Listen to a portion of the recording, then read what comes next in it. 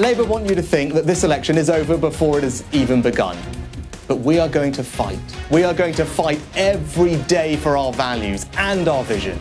Then this campaign is for you. This fight for change is for you. But change only happens if you vote for it.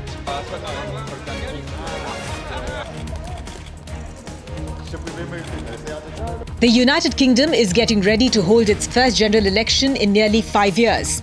Polls suggest a Labour majority after 14 years of Conservative rule under 5 different leaders, including current Prime Minister Rishi Sunak.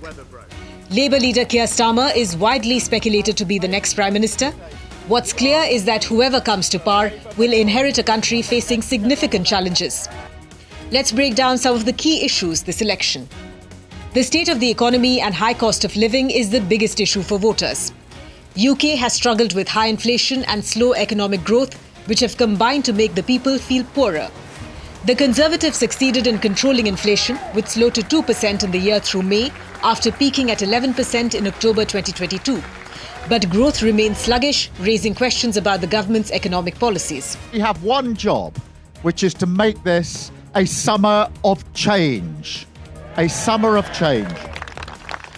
And whether you're a family that's been battling with the cost of living crisis, with bills bearing down on you, whether you're a business that's struggled now for years with the damage this government has done to our economy, or whether you've been serving our country in uniform or in your community, then this campaign is for you. This fight for change is for you. But change only happens if you vote for it. Rising property prices, rent hikes and a lack of affordable new builds are the reason behind a years-long housing crisis. The number of temporary accommodations due to a shortage of social housing reportedly rose by 89% in 10 years until March 2023. To deal with this crisis, the Conservatives have pledged to build 1.6 million new homes if they win the general election. Labour has promised to restore local house building targets, which were scrapped in 2023, with an aim to construct 1.5 million new homes in the coming years. Health is one of the most important issues for voters. Britain's National Health Service, which provides free healthcare to everyone, is plagued with long waiting lists for everything from dental care to cancer treatment. The official number of people on waiting lists for treatment on the NHS was 7.6 million in April. The number of people waiting for more than 4 hours to see a doctor has risen steadily in 14 years of Conservative Party rule. Labour has promised to cut NHS waiting time by adding 40,000 more health appointments each week. The Conservatives have promised to increase the budget for the NHS, but many believe it's too little, too late. So look, there is a challenge in the NHS, and one of the areas we haven't made as much progress as I would have liked is on tackling NHS waiting lists.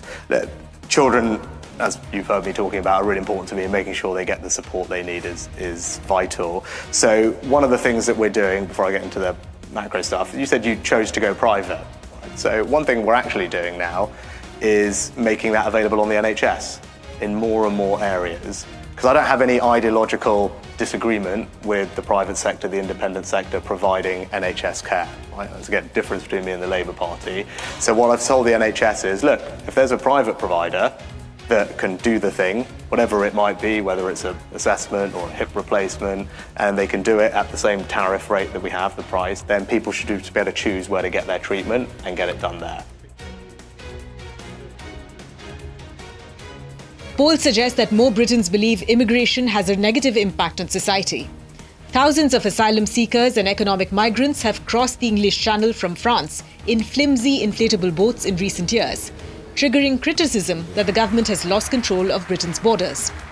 The Conservatives have repeatedly pledged to crack down on this, but official figures showed 882 people arriving through irregular means, which is the highest daily total since late 2022. But look, there's a choice at this election. The highest number yesterday. There's a choice. There's always going to be days which are worse than others, but the choice of this election is about how do we solve this problem for good. I've got a plan to do that, and that's about getting an incentive up and running, or deterrent up and running, removing the incentive for people to come here.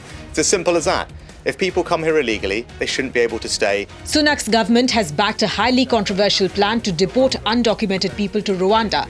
and have their asylum claims processed there. But the deal has been blocked several times by courts that rule the plan unlawful. Critics say the plan violates international law, is inhumane, and will do nothing to stop those who are fleeing war, unrest and famine. Record numbers of people crossing in small boats across the channel is a real serious issue. The government's lost control of our borders.